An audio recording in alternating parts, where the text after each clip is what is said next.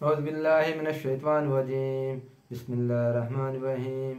अस्सलामु अलैकुम वरहमतुल्लाहि वबरकातुहू। एक अहम अमल की फजीलत, दीनी भाई की ज़ियारत।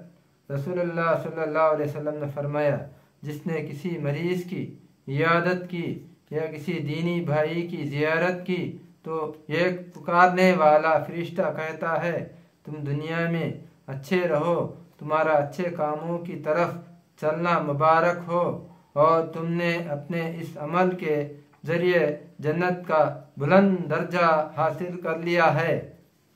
तिरमिज़ी 2008। अन अबी हुरैरा रज़ियल्लाहु अन्हु। एक अहम अमल की फजीलत, अल्लाह की तस्बीह बयान करना। रसूलुल्लाह सल्लल्लाहु अलैहि वसल्लम ने फरमाया, जो शख्स सुब्हानल्लाहि वल्हम्दुलिल्लाहि वला इलाहा इल्लल्लाहु वल्लाहु अकबर पढ़ता रहे तो इनमें से हर एक कलमे के बदले इसके लिए जन्नत में एक दरख्त लगा दिया जाता है। तिबरानी औसत 8710। अन इब्न अब्बास रज़ियल्लाहु अन्हु।